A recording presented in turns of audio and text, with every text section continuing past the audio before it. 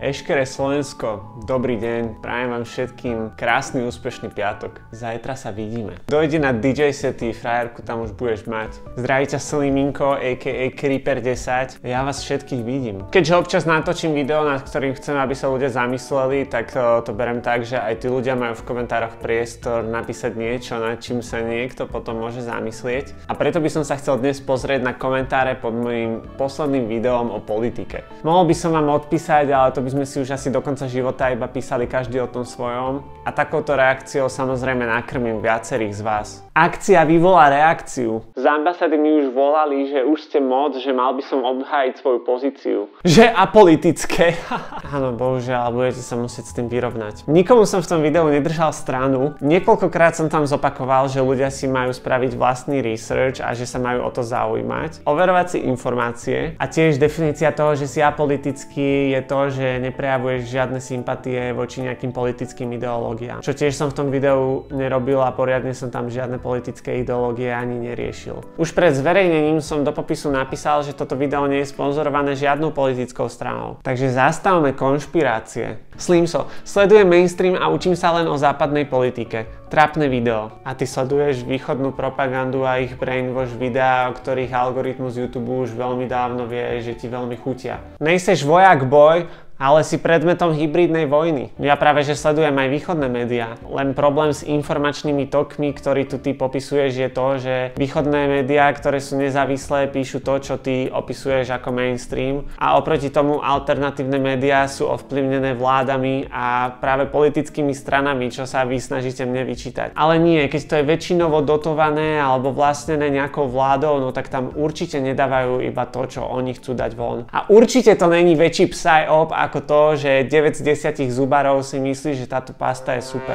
Čo si o tom kurva myslí ten 10? Tam by sme sa mali zaujímať, aká je cena mlčania. A ako v nižšie aj v komentároch niekto písal, toto jednak nie je moje prvé video o politike, ale to je jedno, keďže o veciach sa neučíte tým, že o tom točíte YouTubeové videá. A ja by som si nedovolil natáčať video o niečom, čomu nerozumiem. Na to, aby som pozoroval politiku, mám aj nejaké to vzdelanie a snažím sa len hovoriť ako mladý človek k mladým ľuďom. A vôbec nehovorím, že to, čo dávam ja, je najviac sveté, ale tak však natočte vy svoje ďalšie videá a poďme sa o tom baviť. Títo ľudia, čo nadávajú na západ diabolský, sú pritom najväčší otroci všetkých tých západných korporácií. A nemám na mysli teraz len to, že ako konzumujú alebo šíria svoj content na internete. Ale viete aj tak akože vo všeobecnosti, že tak bežný život. Keby sa mi niekde páčilo viacej a ľúbila by sa mi ich filozofia, tak by som tam normálne vycestoval. Nekopal by som okolo seba na námestí holý v kaluži, že vlastne všetko je tu sprísahané proti mne. Áno, však aj vo východných krajinách majú technológie, majú tam vymyslené veci, no však páči sa. Akurát, že potom keď niekoho prepálí z hocičoho, čo ty neovplyvníš, tak budeš musieť ísť na vojnu a tam ťa zastrelia a budeš totálne nepodstatné číslo. A tým, že vlastne tvoje telo nikdy ani nepošlú domov, tak tvoja rodina nikdy ani nedostane peniaze, ktoré budú slúbené. Ale východné režimy sú super. Naozaj sa nám všetkým viacej páči režim, kde keď vám niekto oponuje, tak vy ho môžete zmietnúť zo stola. A kde keď príde na lámanie chleba, no tak každý využíva iba toho druhého, aby zachránil seba. Pokiaľ by si myslel, že demokratické krajiny nie sú ďalej v tom, že rešpektujú aj iné názory, tak by si ani ty nemohol vyjadriť tento svoj. Nebol to neutrálny názor. Hneď bolo vidieť voliča PSK, aké majú ekonomické zámery, prečo v kríze uprednostňujú etickú politiku pred sociálnou. Dostanú 20 kresiel, ale nikto s nimi kvôli tomu nespojí, takže aj tak nepresadia nič. Dať im do ruky príliš veľkú moc môže mať zlé následky. Jak keby moje video bolo o tom, že PS má dostať 150 poslancov a je to najlepšia strana, ktorú máte voliť. Poprvé, to video bolo apolitické a nikoho som nenabadal na to, aby volil nejakú z tých strán, alebo ani nevolil dokonca. A myslím, že aj to moje video tak nepriamo hovorilo o tom, že mám také hodnoty, že si myslím, že keď vládne jedna strana, tak to nikdy nemôže dopadnúť dobre. Práve naopak o PS som skôr hovoril ako o strane, ktorá je za rozumnú diskusiu a vlastne dáva zmysel, že by mohla byť v koalícii s hociakou stranou, ktorá je čestná, riadi sa zákonom a myslí to so Slovenskom dobre. A to, že uprednostňujú etickú politiku pred sociálnou, si dezinformovaný. Ja chápem to, že veľa ľuďom vadí, že je tu politická strana, strana, ktorá otvorene hovorí pozitívne o LGBTQ a problematikách s týmto spojeným. A konzervatívnych ľudí straší to, že PSK má ako keby postoj, že vlastne hocičo, čo má duhovú vlajku, povieme, že áno, lebo chceme podporiť týchto ľudí. Lenže to je presne to, že si to predstavujete moc jednoducho. A to, či PS uprednostní etickú politiku pred ekonomickou alebo sociálnou, si myslím, že sa rozhodne, pokiaľ sa dostanú do parlamentu a pokiaľ by mali byť súčasť vlády. Ale inak ako je to názor. A môžem vlastne aj povedať, že v posledných voľbách som ani nebol volič PSK. A ja nemôžem za to, že keď citovo nezafarbene popíšem všetky strany, no tak vám logicky z toho vyjde PS ako najmenšia blbosť. A tiež je to aj o tom, aké máte vy emócie v hlave, ako si interpretujete to, čo poviem. Pretože niekto mi napríklad napísal, že Bráško, ty si nepovedal, že Čaputová je z progresívneho Slovenska. Po prvé povedal som to v tom videu a po druhé povedal som aj iné veci o PSK, ktoré by si niekto mohol vysvetliť ako negatívne. A zase naopak, to, čo som povedal o tých iných politických stranách, mohlo niekoho apelovať, takže koment je lowkey bezpredmetný. Sem Čech a díky Slovensku, vím, že na tom ešte nejsme tak špatne. Musím sa priznať, že politickú situáciu v Česku až tak nesledujem. Každopádne ten koment moc neberem ako pochvalu, ale ďakujeme. Výborne zhodnotená politická situácia na Slovensku. Prihováraj sa aj naďalej mladým ľuďom týmto štýlom. Však ale keď si sedia na ušiach... Ďakujem, som veľmi rád, že niekto si váži tú prácu, čo do toho dávam, keďže vlastne to robím zadarmo. Je to zodpovednosť. Nemohol by som žiť s tým, že to riešim a mám tie informácie pod nosom a nepodelím sa s vami o ne. Jasné, že Hulič prevarok zaradí do správneho kvadrantu jedine PS a SAS. Áno, keby som bol prepálený z náboženstva alebo z futra, no tak by som asi volil inak. Ale zaťahovať do toho drogovú politiku je veľmi dobrý dezinformačný ťah. Niečo ťa naučili. Ľudia, čo to robia, čo to chcú robiť, to budú robiť, aj keď to bude nelegálne. Tam ide iba o to, že keď už to teda vyťahuješ, že nikto nehovorí o nejakej legalizácii drog, ale hovoríme minimálne o dekriminalizovaní jemnej drogy, ako je marihuana. Kvôli tomu, aby sme trom mladým ľuďom, ktorí si rozdelia jedno brko, nezničili celý život. Keďže pomaly hoci kde za hranicami stále v rámci Európskej únie by to mohli robiť úplne beztrestne. Však aj pán Fico povedal, že on je s tým v pohode. V pohodičke, že prečo nie? Koksík, čokoľvek, pervitín, na čo máte chuť? A moje sympatie si pravdepodobne aj tak nezíska. Neviem, akým zázrakom si sa mi tu vyskytol pán apolitický politológ. To je díky. Toľko dristov som ešte nepočul pohromade. Hneď od začiatku píšem, že nie som voliť Smeru, Hlasu, Republiky, Kotlebu. Čiže Fico ujebal 3 miliardy ročne, 3 roky tu bola progresívna úplne jebnutá vláda a podľa mňa teda mali pod kontrolu políciu, prokuratúru, hlavne špeciálnu, súdy a Fica obvinia za to, že Kisku povedal, že je zlodej? Čo je mimochodom pravda. OK, tu sa zastavíme a ideme reagovať. Takže nepovedal som, že Fico ujebal 3 miliardy ročne. Povedal som, že Fico ujebal 5 miliard, alebo teda necelých 6 za 12 rokov. Easily. 3 roky tu bola progresívna vláda. Actually, progresívne Slovensko ani nebolo vo vláde a vlastne tie strany boli skôr konzervatívne ako progresívne. A podľa mňa mali pod kontrolou bla bla bla bla bla bla bla. To nie je, že ich mali pod kontrolou, to je, že ich zrazu nikto nemal pod kontrolou. Jediné, čo by som dokázal nejakým spôsobom uznať, je kritizovanie úradu špeciálnej prokuratúry. Lenže ani to ti nevychádza, pretože tam musia byť tie ostatné orgány činné v trestnom konaní a súdy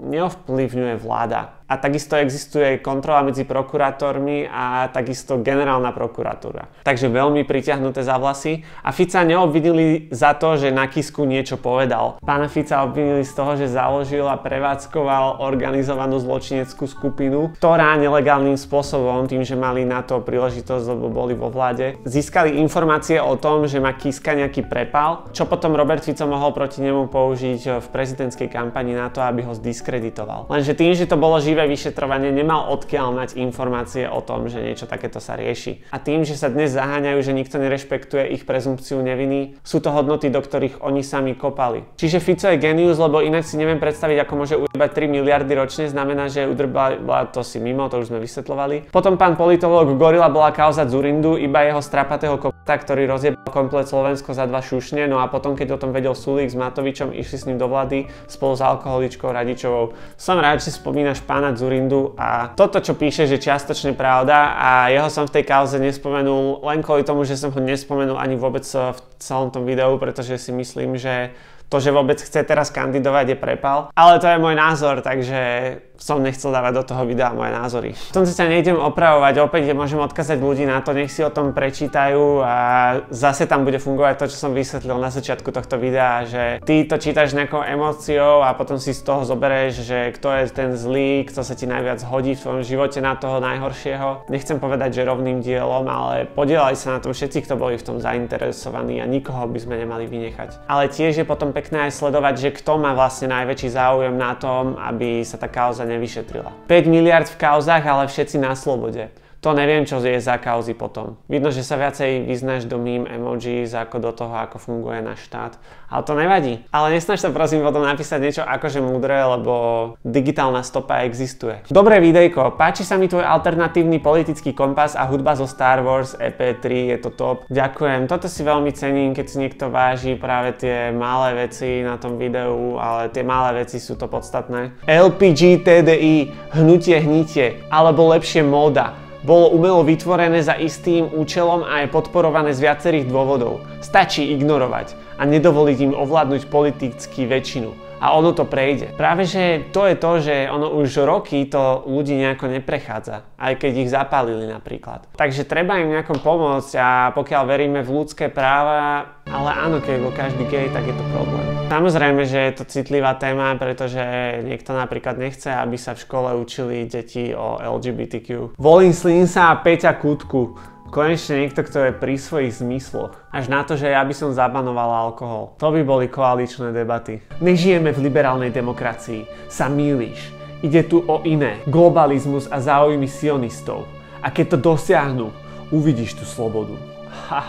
Smeješ sa, keby sa to teba netýkalo. Veď ten váš samozvaný bojovník zo Zámockej, ktorý zbytočne zobral život mladým ľuďom, ten určite niečo zmenil. Že PDF-ko hella long úplne slúbi, ak zabije všetkých a zabije ľudí, ktorí absolútne nemôžu za to, že on je pomilený a vlastne Židia ďalej tancujú na vysoko zdvihnutých vozíkoch. V tomto mi tá vaša teória dosť nevychádza, že tieto zásahy nepomôžu. Chcelo by to niečo sofistikovanejšie, možno normálne myšlienky a normálne vyjadrovania a normálna diskusia. A keď tak veľa ľudí verí tomu, že celý systém je otočený proti nám, prečo nejdete žiť do lesa? Na Dlháčoch to typek pred pár rokmi skúšal. Alebo určite sú ešte voľné nejaké ostrovy, kde sa dá založiť štát. Keď ste si všetkým taký istý, no tak navrhnite riešenie. Pekný názor, ale nesúhlasím. Vidíte? To je muž diskusie.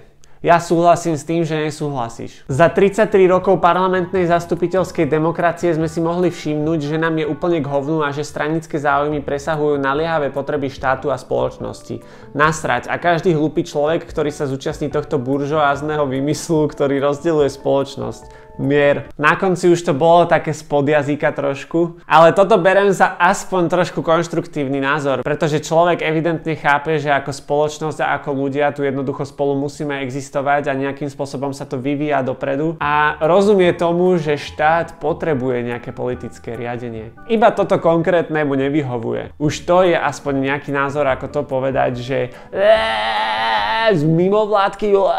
Áno, globalizmus je hrozný, spôsobuje globálne oteplovanie, ale vlastne nevadí vám globálne oteplovanie ani zneužívania práva a vykorisťovanie slabších. Čo vám teda na tom vlastne vadí? To, že môžete žiť svoj bezvýznamný život za pár centov vďaka tomu? Áno, ono sa to hovorí, že diktátorstvo je najlepšie, ale lídri sa častokrát stanú neudržateľnými. A na konci to aj tak možno bude o nejakom egu, a teraz sa bavíme o tom, či to bude o 150 egách alebo o jednom. Riešiť politiku je rovnako ako riešiť, ako moc smrdelo hovno v hajzli. Správ si život tak, aby ťa politika nezaujímala. Pokiaľ máš niečo, v čom ťa politika neovplyvňuje, no tak nám to napíš do komentáru. Pretože môžeš byť aj nadnárodný biznismen, ktorého sa nedotýka vlastne politika žiadneho štátu, ale potom vlastne zistíš, že sa stane nejaká prírodná katastrofa, vznikne pandémia, alebo začne nejaká vojna a naruší sa chod tovarov, služieb a ľudského kapitálu vo svete kvôli politike. To, ako znečisťujeme našu planetu počas bežného fungovania, tiež rieši politika. Takže zariadiť si život, ako ty píšeš, si ja predstavujem, že dať si slnečné okuliare, keď mi horí byt. A potom niekde dojdem a budem nadávať na to, ako môj štát sa o mňa nedokáže postarať. No vieš, keď to neriešiš a necháš ostatných zvoliť ľudí, ktorí tento štát rozkradnú, no tak samozrejme, že na teba neostane. No, bolo to také. Prečítal som si denník N a podobné médiá a mám všetko info. Nechaj radšej politiku a venuj sa trepu lol.d. Ani jeden zdroj v tom videu nebol z denníka N. Používal som zdroje z viacerých krajín a už ani zďaleka vôbec som nepoužíval iba zdroje z liberálnych médií. Čiže toto mi príde taký komentár, že čo si napísal, že hneď ak si rozklikol to video a potom si sa šiel vysrať a vlastne si to ani nedokúkal. Nebojte sa, keď tu budete so mnou, no tak jedného dňa môžeme zmeniť Slovensko na trepovú republiku. WTF, PSK je o dosť viacej naľavo, jak si ho zaradil. Chcel by som navrhnúť YouTube, aby dali novú feature, že zakázať komentáre ľuďom, ktorých si nepozreli celé video. Kľudne budem prvý beta tester. Neznášam, keď niekto napíše komentár, kde rieši niečo, čo som ja vysvetlil v tom videu. Alebo niekto sa spýta na niečo, na čo som odpovedal v tom videu. Na čo to kúkate? Nechápem, fakt. Strašne zaujaté a neobjektívne video. Na čo niečo píšete, keď nenapíšete aspoň nejaký normálny argument? Na to sú tam tie komentáre a na to točím takéto video. Však tak mi tam napíš dôvody, prečo je niečo zlé a napíš mi dôvody, prečo je niečo dobré. Ale napíš mi to prosím ťa tak, že to bude vyzerať tak, že to má hlavu petu, nie že jak keby to napísal 70-ročný zliatý dedo. Niektorí sa na mňa hneváte, jak keby každý teraz na Slovensku išiel voliť podľa tohto videa. Proruského a troll kontentu je dosť, tak som chcel trošku vyrovnať váhy. Takže vidíme sa. Nezabudni na lobal. Teraz nevieš, či na čapicu alebo na kotol.